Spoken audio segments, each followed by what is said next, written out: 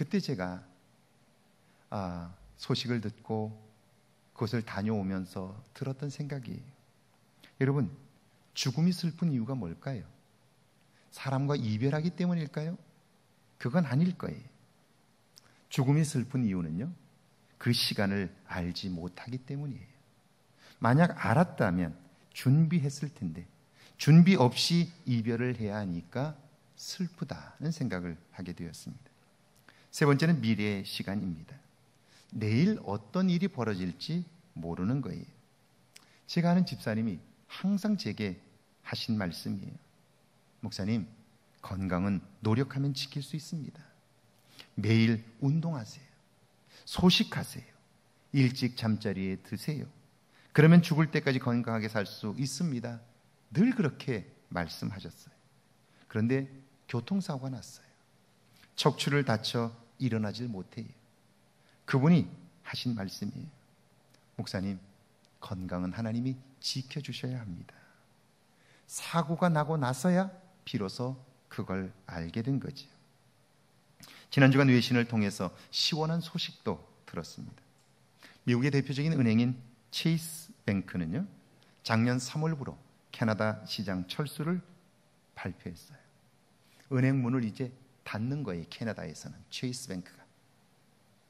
그러나 카드 빚을 진 고객들이 있잖아요. 그래서 사무실을 그곳에 두고 빚을 받았는데요, 이번 달 9일자로 체이스 뱅크는요, 고객 수천 명의 카드 빚을 모두 탕감하기로 그렇게 결정을 했습니다. 그런데 이 소식이 전해지자 사람들의 반응은 크게 두 가지였습니다. 대부분의 사람들은 탕감 소식을 듣고 모두 다 기뻐했는데요, 그런데 그 중에도 공정하지 못하다고 불평한 사람들도 있었습니다. 어제까지 많이 갚았거나 또는 지난달까지 카드 빚을 다 갚은 사람들이었을 거예요. 이럴 줄 알았으면 안 갚고 버티기만 했으면 안 갚아도 되는 건데 그랬다는 거죠. 중요한 것은요, 이 두 부류의 사람들 모두 내일 일을 알지 못했어요. 아니, 알 수가 없었던 거죠. 이것 말고도 살면서 우리가 알지 못하는 것들이 정말 많아요. 그런데 문제는 우리가 다 아는 것처럼 사는 거예요. 그러면 큰 낭패를 보게 되는 거예요. 욥의 친구 빌닷이 그렇습니다. 저는 욥기 18장을 설교하면서 빌닷의 두 번째 논쟁, 그 제목을 모른다는 사실을 모르는 사람 이야기라고 잡았어요. 여러분, 자신이 모른다는 사실을 모르면요, 상대방의 말에 귀를 기울이지 않아요. 그리고는 자기 생각을 계속해서 강요하게 되는데요, 그게 받아들여지지 않으면 화가 나고요, 그래도 받아들여지지 않으면 독하고 사나운 말들이 나올 수밖에 없어요. 관계가 깨어지고요, 나의 입에서 나오는 말들이 다른 사람들에게 상처를 주게 되는 거죠. 탈무드에 나오는 이야기입니다. 아브라함이 자기 집 앞에 있는데 나그네가 지나가고 있어요. 가만히 보니까 그는 땀을 흘리고 있고요, 허기에 지쳐서 허리가 굽었어요. 아브라함은 즉시 달려가 그 나그네를 자기 집으로 모셨습니다. 그리고는 시원한 빵과 우유를 대접해요. 그가 허겁지겁 배고프니까요, 열심히 준 것을 먹고 있는데요, 아브라함이 그 나그네에게 묻습니다. 당신은 음식을 먹을 때 하나님께 기도하지 않습니까? 이렇게 물어요. 나그네가 무뚝뚝하게 대답합니다. 나는 페르시아 사람입니다. 그러니까 하나님이 누군지도 모르고 우리는 불의 신을 숭배하고 있습니다. 그래요.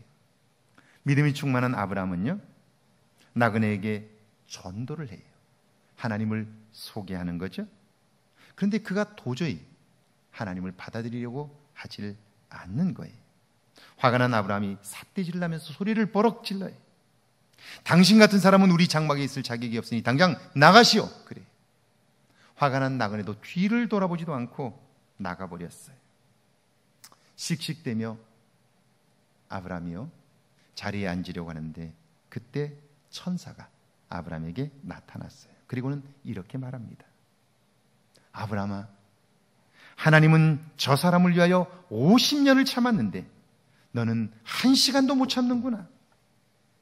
여러분, 아브라함은 하나님을 믿는다고 믿었고요, 잘 믿는다고 생각했지만, 그런데 정작 하나님의 마음은 알지 못했던 거지요. 모른다는 사실을 모르면 모든 것을 아는 것처럼 살게 되면 나타나는 특징이 있어요. 욥기 25장에서 빌닷도 그랬는데요, 중요한 판단이나 결정을 할 때에 하나님과 상의하지 않아요. 내가 모른다는 사실을 모르면요, 그 사람은 결코 기도하려고도 하지 않아요. 왜냐하면 내 생각이 너무나 확고하기 때문에, 내가 분명히 옳다고 생각하기 때문에 그건 하나님께 물어볼 필요가 없다고 여기기 때문이에요. 사무엘상 8장에 보면 이스라엘 백성들이 왕을 요구하는 장면이 나와요. 상황적으로는 이해가 가요. 주변 나라들은 왕을 중심으로 체제를 결속하고 군대를 키워가는데, 그런데 우리의 중심인 사무엘은요, 지금 나이가 많아 늙었어요. 아들들을 대신하여 사사로 세웠는데요, 그들은 뇌물을 받고 악행을 저질러요. 그러니까 그 백성들이 위기라고 느낀 거죠. 여러분, 이런 때에 믿음의 사람들이 해야 할 첫 번째가 무엇일까요? 하나님과 상의하는 거예요. 체제를 바꾸는 일이고 나라의 운명이 달린 일이니까 더욱 그래요. 여러분, 한번 생각해 보세요. 여러분이 살면서 내 힘으로 할 수 있는 것과 하나님이 도와주셔야 하는 일들이 있잖아요. 그러면 하나님이 도와주셔야 하는 일, 그 일에서 가장 중요한 것은 하나님의 도움을 구하는 일이에요. 여러분이 건강 때문에 기도한다면 건강은 우리의 힘으로 지킬 수 있는 게 아니잖아요. 그러면 제일 중요한 것은 하나님의 도움을 구하는 일이에요. 어떻게 하면 하나님의 도움을 얻을까? 그걸 생각하는 거예요. 여러분, 이 위기 앞에서 이스라엘 백성들이 해야 할 첫 번째 일이 뭘까요? 그런데 이 장면을 기록한 내용을 보면 이렇게 되어 있어요. 이스라엘 모든 장로가 모여 라마에 있는 사무엘에게 나아가서 그에게 이르되, 보소서, 당신은 늙고 당신의 아들들은 당신의 행위를 따르지 아니하니 모든 나라와 같이 우리에게 왕을 세워 우리를 다스리게 하소서 한지라. 지금 그 백성의 장로들과 그 백성들은 사무엘 선지자에게 나가서 말하는 거예요. 지금 당신은 늙었고 당신의 자녀들은 하나님의 뜻에 따라 살지 않으니, 그러니 왕을 세워달라는 거예요. 그 말이 틀린 말은 아니에요. 그러나 그렇다고 해서 그 중요한 일을 자기들끼리 마음대로 해도 되나요? 만약 그렇다면 그들은 하나님의 백성들이 아닌 거죠. 자, 이걸 모르니까, 자기도 모르는 사이에 그들은요, 자기가 하나님 노릇을 하며 살고 있는 거예요. 내가 모든 걸 다 결정하고 내가 모든 걸 다 판단하고 그리고 행동을 요구하게 되는 거예요. 답답한 사무엘 선지자가 하나님께 기도하자 하나님이 말씀하셔요. 이는 그들이 너를 버림이 아니요 나를 버려 자기들의 왕이 되지 못하게 함이니라. 그들이 하나님을 버렸고요, 자기들 스스로가 왕이 되어 살고 있는 거예요. 지금 빌닷이 그렇습니다. 자기가 스스로 하나님의 변호사 노릇을 하다 지금은 하나님 행세를 하고 있는 거예요. 자, 이런 빌닷을 향한 욥의 이야기를 한번 들어보세요. 욥기 26장 1절에서 4절입니다. 함께 읽습니다. 1절에 4절입니다. 욥이 대답하여 이르되, 내가 힘없는 자를 참잘도 도와주는구나. 기력 없는 팔을 참잘도 구원하여 주는구나. 지혜 없는 자를 참잘도 가르치는구나. 큰 지식을 참잘도 자랑하는구나. 내가 누구를 향하여 말하느냐? 누구의 정신이 내게서 나왔느냐? 욥은요, 너무나 자기 확신에 차 있는 빌닷을 향해 빈정대는 투로 이야기를 하는데요, 그런데 그의 이야기는 정말 날카로워요. 송곳 같아요. 그는 친구 빌닷을 향하여 묻습니다. 너는 내가 어려움을 당했다는 소식을 듣고 나를 도와주려고 달려왔지? 그런데 지금 너가 나에게 도움이 되고 있니? 묻는 거예요. 가족을 잃고 재산을 잃고 건강을 잃은 나에게 힘이 되고자 네가 지금 여기까지 왔지? 그런데 지금 네가 하는 말이 나에게 도움이 되고 있어? 네가 옳은 말을 하고 지혜롭게 말한다고 하는데 그게 지금 나에게 도움이 되고 있는지 너는 생각해 본 적이 있어? 여러분, 그렇게 묻고 있는 거예요. 여러분, 아무리 좋은 말도 지금 힘겨운 친구에게 도움이 되질 않는다면 하지 않는 것이 돕는 거예요. 그런데 처음 내가 이곳에 온 목적에서 내가 벗어나 있어요. 그런데 그걸 모르는 거예요. 왜냐하면 내가 옳다고 생각하기 때문이에요. 내가 모른다는 사실을 모르기 때문에 결국 나의 하는 그 일들이 하나님에게서 멀어졌을 뿐 아니라 그 모든 것들이 상대방, 힘들어하는 친구에게 상처가 되고 있는 거죠. 주일학교에 아이들 둘이 새로 왔습니다. 선생님이 아이들에게 물어요. 너희들 몇 살이니? 생일은 언제야? 아마 교족부에 적으려고 그랬겠죠.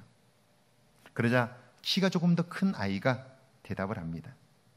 우리는 둘 다 10살이에요. 내 생일은 8월 15일이고요. 그리고 내 동생 생일은 11월 11일이에요. 그래요. 그래서 선생님이 웃으면서 말합니다. 엄마가 1년에 너희 둘을 차례로 낳을 수는 없어. 그건 불가능해. 그러자 아이가 웃으면서 나도 알아요. 그러면서 이야기를 해요. 생일이 다른 동생. 이유는 우리 중 하나는 양자이기 때문이에요. 그렇게 이야기를 해요. 그래서 나이가 같다는 거예요. 선생님은 자기도 모르게 그럼 누가 양자니? 이렇게 물었어요. 그러자 형이 동생을 보면서 시웃더니 대답을 합니다. 저희도 그게 궁금해서 아빠에게 물어봤어요. 아빠, 우리 중에 누가 양자야? 그렇게 물었더니 아빠가 이렇게 말씀해 주셨어요. 우리 둘을 너무 사랑해서 사랑하다 보니까 누가 양자인지를 잊어버렸대요.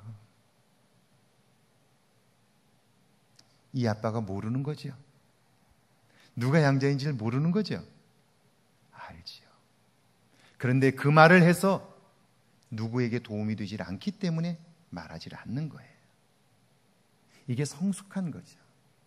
이게 지혜로운 거예요. 이런 모습이 신앙의 연륜이 쌓여가면서 우리의 삶 속에 이런 모습들이 여러분 쌓여가고 있느냐는 거예요. 예수를 믿는 믿음으로 사는 것이 이런 성숙한 모습으로 변화되어 가고 있느냐 하는 거죠. 욥은요, 친구 빌닷이 처음 마음을 잃었다는 사실을 알려주고는 하나님에 관하여 나도 너만큼이나 알고 있다는 것을 이야기해요. 5절에서 8절인데요. 같이 한번 읽어볼까요? 5절에서 8절입니다. 죽은 자의 영들이 물 밑에서 떨며 물에서 사는 것들도 그러하도다. 하나님 앞에서는 스월도 벗은 몸으로 드러나며 멸망도 가림이 없습니다. 그는 북쪽을 허공에 펴시고 땅을 아무것도 없는 곳에 매다시며 물을 빽빽한 구름에 싸시나 그 밑에 구름이 찢어지지 아니하느니라. 하나님은 우리 눈에 보이는 세상뿐 아니라 보이지 않는 죽음의 세계, 지옥까지도 통치하신다 하는 거예요. 이 만물을 여전히 다스리고 계신다. 그렇게 이야기를 해요. 욥의 이 표현 하나는 정말 감동적이에요. 지구를 아무것도 없는 허공 중에 매달아 놓으셨다. 이게 하나님의 능력이다. 여러분, 얼마나 놀라운 통찰력입니까? 우리가 무언가를 허공 중에 달아두려면 줄로 매야 될 거예요. 묶어야 될 거예요. 그런데 하나님은 전능하셔서 이 커다란 지구를 아무것도 없는 곳에 달아두셨다는 거예요. 얼마나 위대한 표현이고 얼마나 놀라운 고백입니까? 그러니까 하나님은 눈에 보이는 세상뿐 아니라 보이지 않는 세상까지도 다스리시는 분, 이 땅과 만물을 여전히 통치하시는 분, 그렇게 이야기를 하는 거예요. 9절에서 13절이죠. 같이 한번 계속해서 읽어볼까요? 함께 읽습니다. 그는 보름달을 가리시고 자기의 구름을 그 위에 펴시며 수면의 경계를 그으시니 빛과 어둠이 함께 끝나는 곳이니라. 그가 꾸짖으신즉 하늘 기둥이 흔들리며 놀라느니라. 그는 능력으로 바다를 잔잔하게 하시며 지혜로 라합을 깨뜨리시며 그의 입김으로 하늘을 맑게 하시고 손으로 날렵한 뱀을 무찌르시나니. 하나님은 구름으로 보좌를 가리셔서 결코 사람이 그곳을 볼 수 없게 하셨어요. 하늘과 땅의 경계를 구분하셨고요, 밤과 낮도 나누셨어요. 그분이 이 모든 것을 지으셨기에 그분 말씀 한마디면 천하에 있는 모든 것들이 사라지기도 하고 그리고 회복되기도 하는 거예요.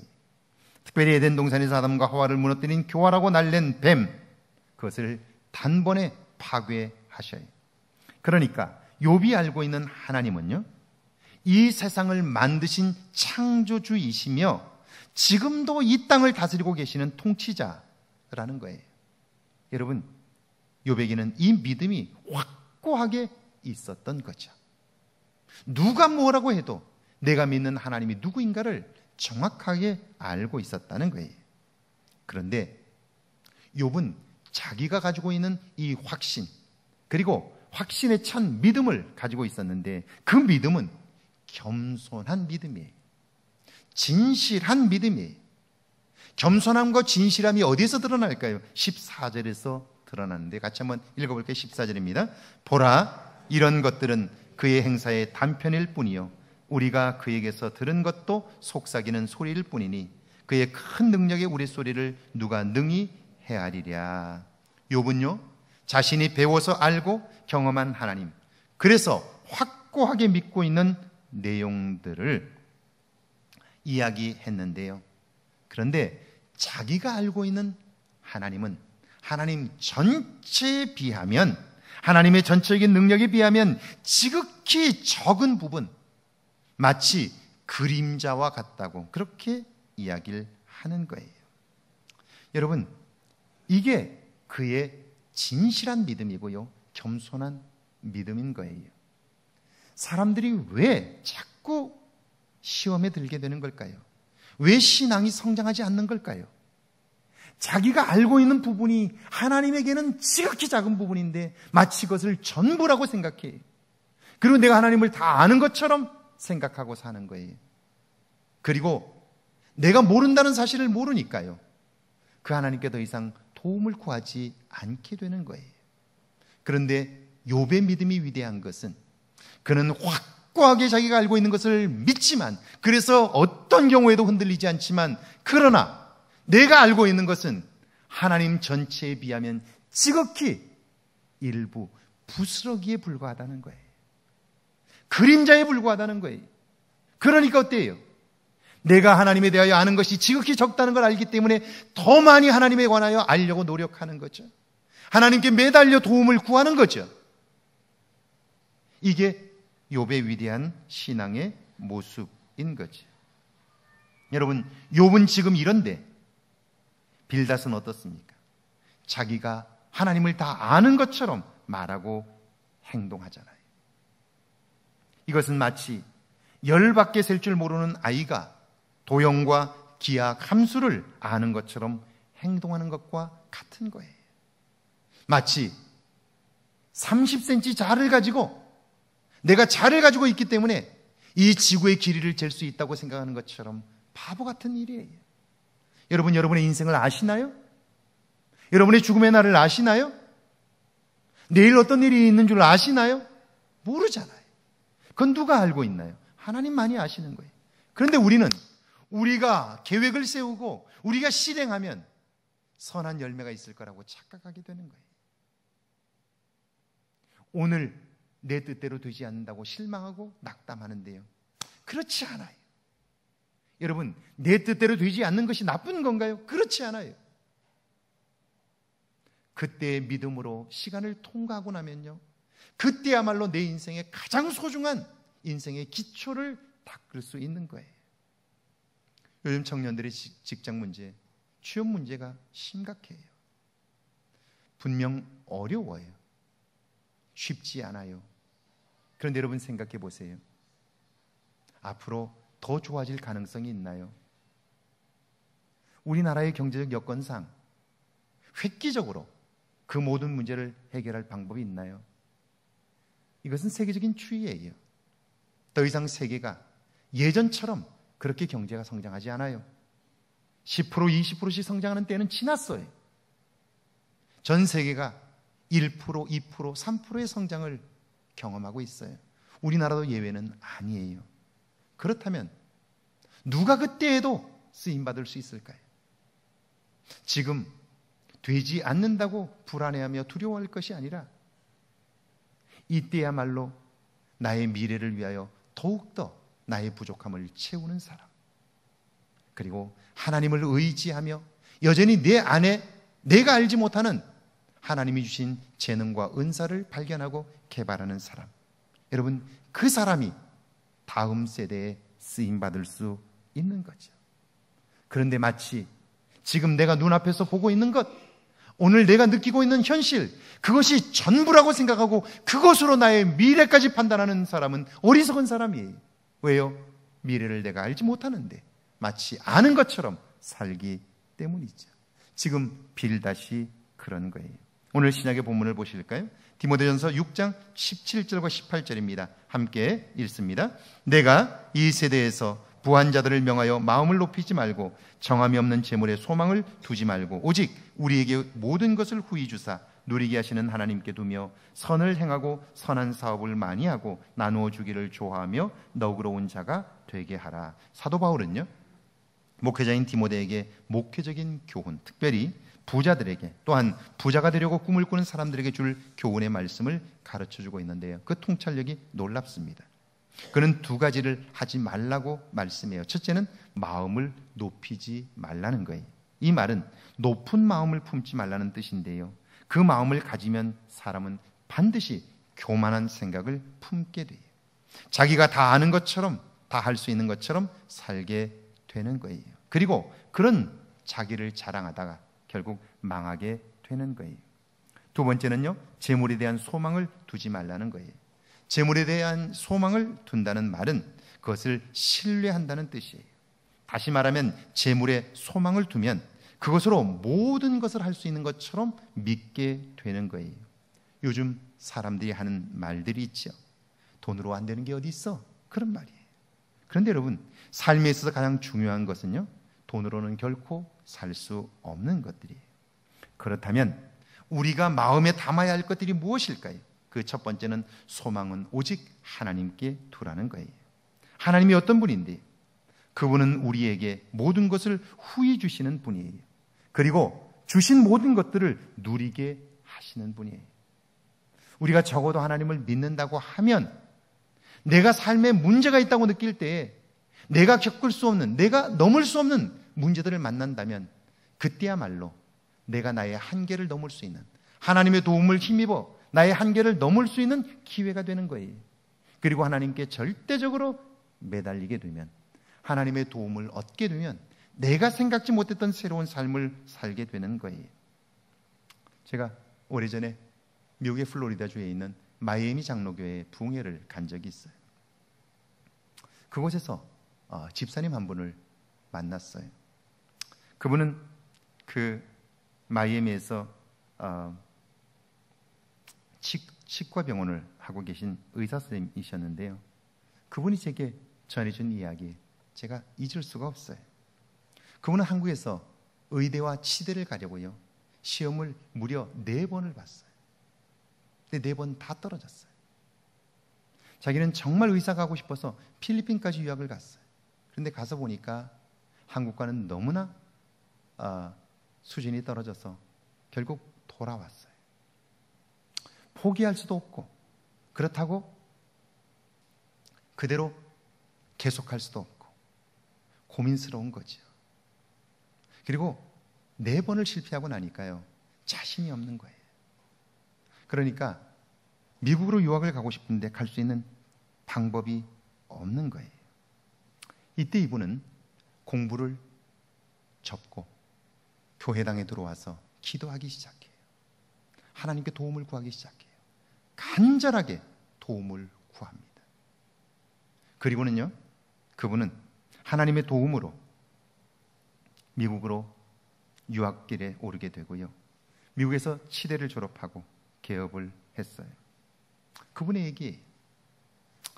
그분이 전문의 과정을 할 때 서울대 치대에서 인턴십으로 온 학생들이 있었어요. 4명이나 있었대요. 근데 자기가 한국 사람이고 한국말을 한다는 이유로 그 서울대 치대에서 인턴십으로 온 학생들을 자기가 가르치는 거예요. 그러면서 얘기해요. 나는 한국에서 서울대를 갈 만한 사람이 아닌데 하나님을 의지하고 여기까지 왔더니 하나님이 서울대 학생들을 내게 가르치게 하셨다고요.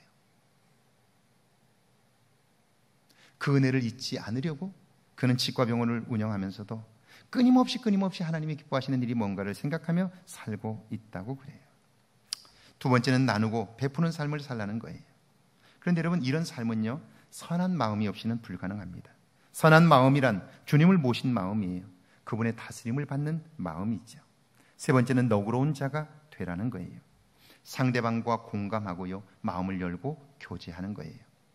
그래서 마음 그릇을 키워가는 거예요. 나와 다른 것을 용납할 수 있는 넉넉한 사람이 되는 거죠. 이건 역시 주님의 마음을 배우고 그 마음으로 살지 않으면 불가능해요. 여러분은 무엇을 느끼셨나요? 하나님이 원하시는 참되고 복된 삶은요, 우리 힘으로는, 우리 능력으로는 불가능해요. 이걸 깨닫고 그분께 온전히 의지하는 삶, 그것이 신실한 믿음의 삶인 거죠. 사랑하는 여러분, 하나님이 하시는 일은 우리가 가진 지식, 열로는 결코 예측할 수 없어요. 이해할 수도 없습니다. 믿음으로만 가능한 거예요. 그분을 모신 마음, 그분의 다스림을 받는 마음을 준비하여 하나님이 이후에 이루실 새로운 일들을 경험할 수 있기를 주의 이름으로 축원합니다.